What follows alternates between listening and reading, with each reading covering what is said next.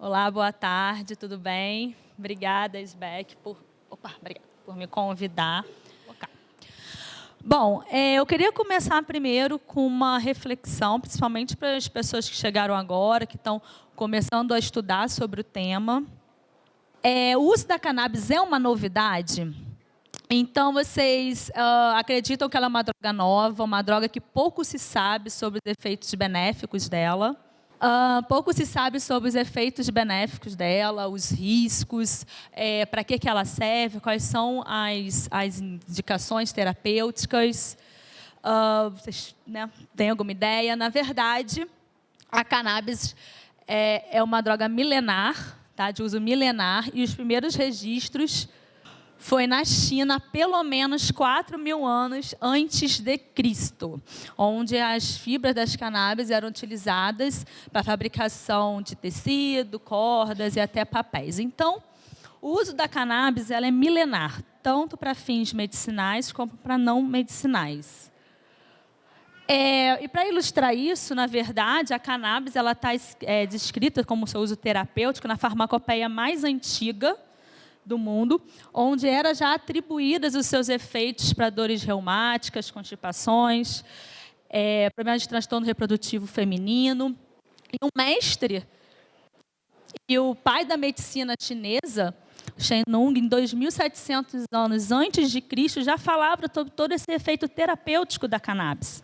Então, não estamos falando de algo novo, algo de tem alguns séculos. Na verdade, a gente está falando de uma planta milenar. E aqui é só para ilustrar o ideograma da maconha, né, da cannabis, que eram descritos nesses documentos. Bom, o uso da cannabis foi se espalhando e tem relatos de pelo menos há 1.000 anos antes de Cristo, tá, o uso da cannabis na Índia. Então, ela foi incorporada a algumas práticas religiosas.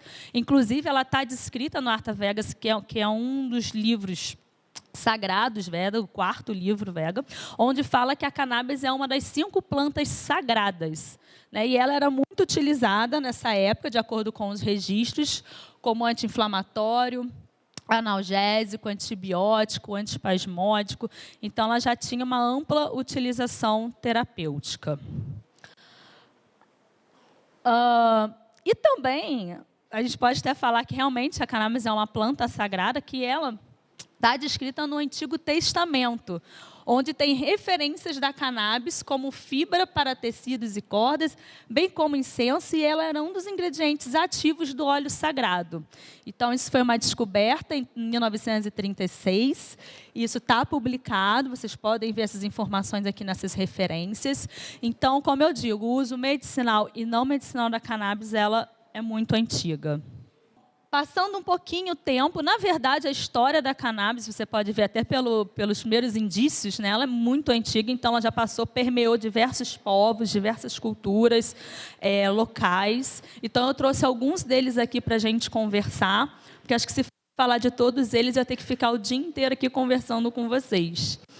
Mas, na Península Arábica, na verdade, o Avicena, que era um dos grandes influentes médicos da época, ele escreveu vários compêndios médicos, e um deles é esse, onde ele descreveu os efeitos terapêuticos como diurético, digestivo, a utilização da cannabis também para tratamento de feridas infecciosas. Então, mais uma vez, é uma comprovação desse efeito terapêutico da cannabis milenar. Bom, e na verdade o uso da cannabis, como eu falei, ela foi se permeando para outros lugares, outras culturas, onde foi cada vez mais descobrindo, né, todos os seus efeitos terapêuticos, na verdade, comprovando em outras culturas. Vou passar para ali que também chegou na África, tem relatos de pelo menos desde o século XV, o uso da cannabis na África para malária, disenteria, asma, enfim. Bom, e no Brasil, né, nossa querida terra. Bom, a história da cannabis no Brasil ela é tão antiga, na verdade, quanto o seu descobrimento. Na verdade, nas caravelas, as velas e os cordames eram feitas de fibra de cânhamo, né? Então, desde o seu descobrimento. Mas A introdução da planta no país veio pelos escravos, em torno de 1549, né, na época chamada Bang. E as sementes de cânhamo eram trazidas em bonecas de pano. E ela era muito utilizada pelos escravos, o seu uso disseminou entre os índios na época colonial, que começou a cultivá-la. Só que ela ficava muito restrita também às camadas socioeconômicas menos favorecidas da época. Só que o mundo estava falando sobre cannabis, sobre seus efeitos terapêuticos na cannabis, e isso chegou no país. E aí as classes médicas, enfim, a alta sociedade começou a verificar que eles realmente tinham efeitos terapêuticos e começaram a prescrever e a estudar. Isso é tão verdade que, isso é uma propaganda de 1905, que tinha os cigarros índios, que é feito da cannabis índica, e que ela era indicada para asma, catarro, insônia, entre outras condições clínicas, né, dos cigarros grimaltes. E o seu ápice, seu clímax, foi no final do século XIX, início do século XX, onde grandes laboratórios farmacêuticos começaram a comercializar medicamentos de extrato de cannabis. Como esse aqui, que é o da Lilly, e esse desse outro laboratório também. E aí, o professor Carlini, né, que já falou aqui um pouco outros palestrantes sobre ele, nessa publicação ele fala até que a palavra maconha, em português, seria um anagrama da palavra cânhamo, né? Eu acho que é uma maneira de se falar maconha, né, e, enfim, de outra forma, às vezes, menos preconceituosa. Bom, mas a maconha, na verdade, o cânhamo, ela começou então, a ser utilizada, tá? Em medicamentos, em produtos, só que com o tempo, na verdade, começou a trazer a informação que ela fazia mal, em torno lá dos 1920, inclusive no 1924, a segunda Conferência Internacional do Ópio, um médico brasileiro falou que a maconha ela fazia mais mal que ópio.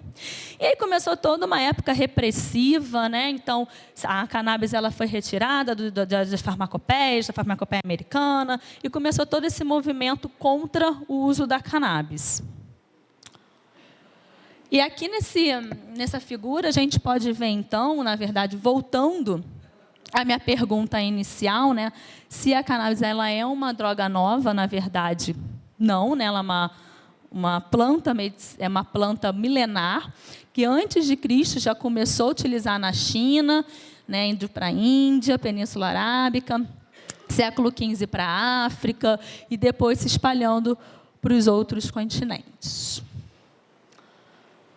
Só que mesmo com toda essa proibição, essa perseguição contra a cannabis, os estudos continuaram, na verdade, já foi falado, né, bastante no período da manhã, então não vou me estender muito sobre isso, mas os estudos começaram, foi descoberto o sistema endocannabinoide.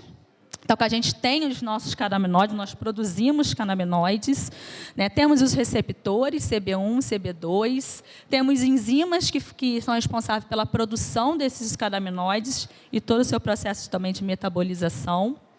Hoje já se sabe que a planta ela tem mais de 550 compostos químicos, entre elas mais de 100 fitocannabinoides.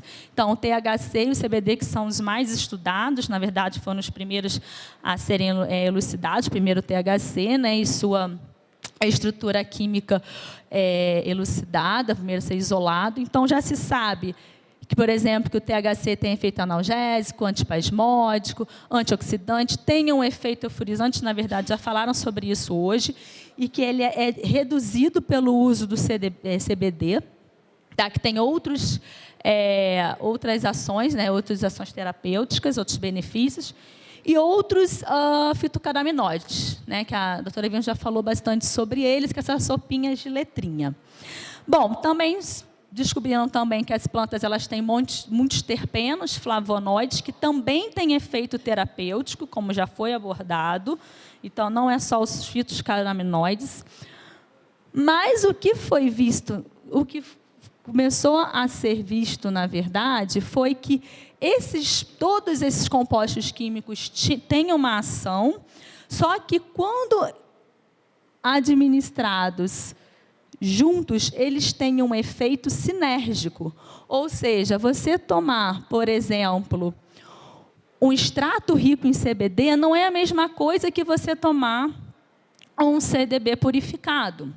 Eles, quando administrados na planta como extrato, eles têm um efeito global, que não é visto com os seus produtos isolados. E esse efeito global, ele se chama... Nossa, está difícil aqui. Efeito comitivo entourage effect, que também já foi falado um pouco aqui, que é exatamente esse efeito terapêutico diferente que se dá quando a gente ingere, na verdade, todos esses compostos ou a mistura desses compostos, né, a que eles apresentam esse sinergismo. E como começou essa história, na verdade? Bom, eu vou trazer alguns estudos, vou falar um pouquinho sobre eles. Então, tudo começou, na verdade, com o professor Raphael Michelin, né, e outros grandes pesquisadores da sua equipe, publicando em 98 esse artigo, que eles verificaram que 2 endocannabinoides que aparentemente eram inativos no organismo, eles aumentavam a ação de um outro endocannabinoide que foi visto como ativo. E aí ele viu, bom, então, na verdade, eles não são inativos. Então, eles têm um efeito que juntos têm um efeito diferente. Tomado isolado, esses 2 não têm ação. Esse tem uma ação, mas essa ação ela aumenta quando todo mundo é tomado, ingerido junto. E aí eles publicaram esse artigo falando exatamente sobre isso. E ele diz que o efeito comitivo, entourage effect, pode representar uma nova rota de regulação molecular para os endocannabinoides, para a atividade dos endocannabinoides. E no ano seguinte foi publicado esse outro artigo, que ele reforça essa ideia, e que ele diz que, tanto em planta quanto em animais, às vezes tem produtos naturais biologicamente ativos, tá?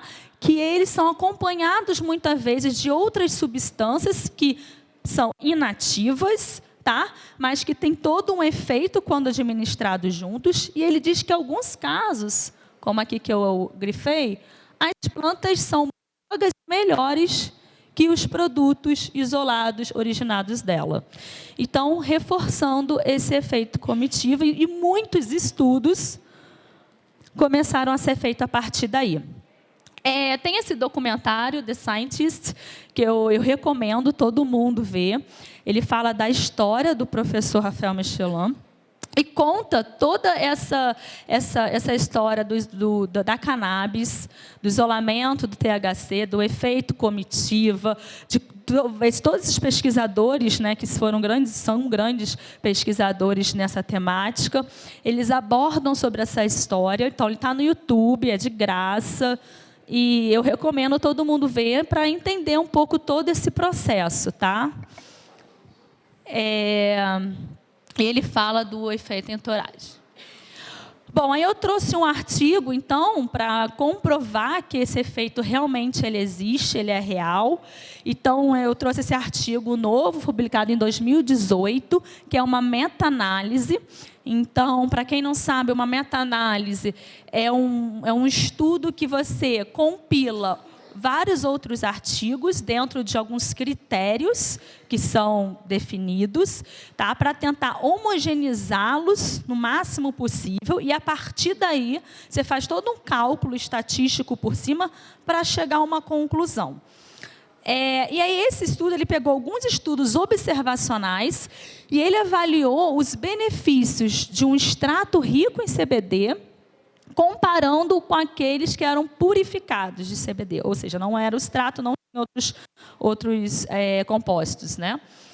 Em pessoas, em crianças e adolescentes, no caso, com epilepsia resistente ao tratamento. Então, são condições bem complexas. E aí, o que ele viu nesse estudo?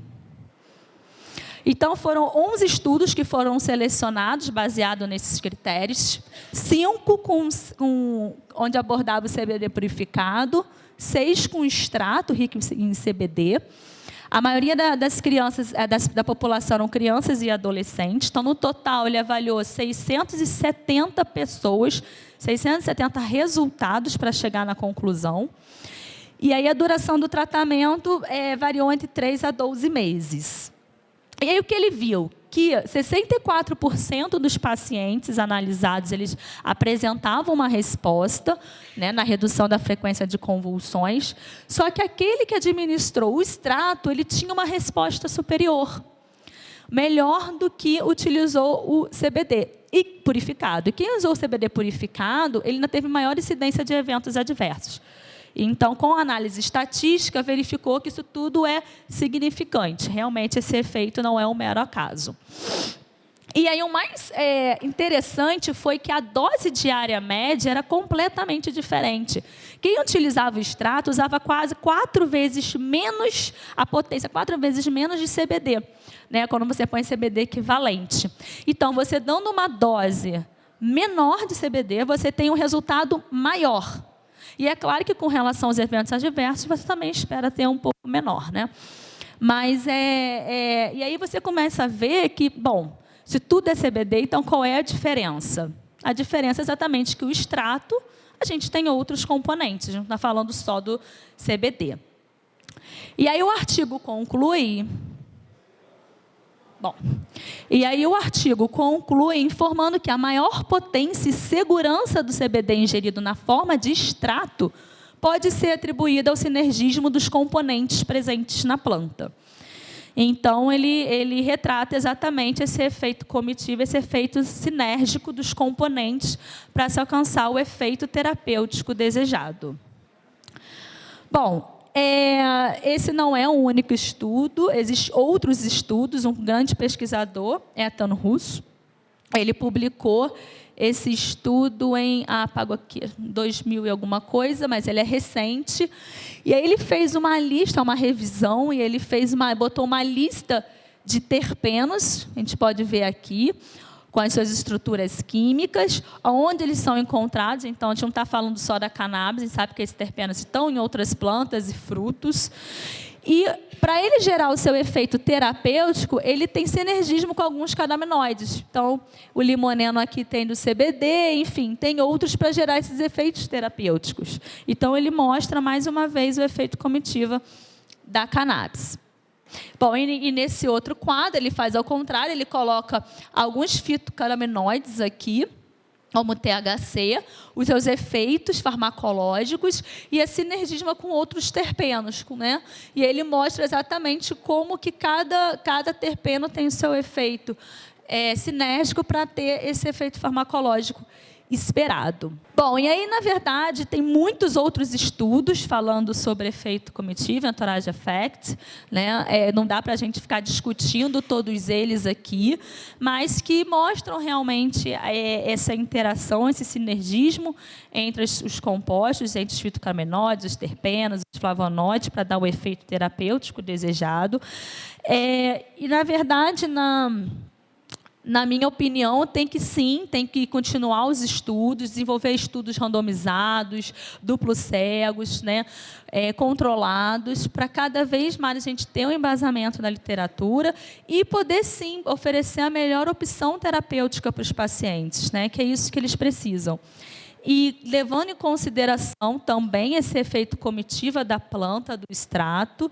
E lembrando, né, que, na verdade, o efeito da cannabis ela é individual. A gente tem nosso sistema endocannabinoide e talvez um extrato que serve para mim não vai servir para você, apesar de termos a mesma condição clínica. Então, é importante, sim, a gente ter isso em mente, é importante, sim, a gente continuar as pesquisas e entender, né, qual seria a melhor solução para cada paciente, e eles mesmos podendo administrar esses produtos, cultivar e tomar esses extratos e verificar aquele que melhor ele responde ao tratamento.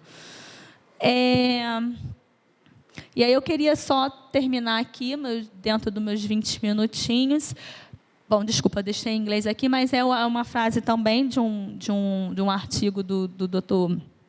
Ethan Russo, que é 2019, eu achei bem interessante essa conclusão dele, que ele fala que o sinergismo da cannabis, via esse efeito entourage, é atualmente suficientemente forte para sugerir que é improvável que uma única molécula, corresponda ao potencial terapêutico, até mesmo industrial, do cannabis, por ele mesmo, como uma fábrica fitoquímica.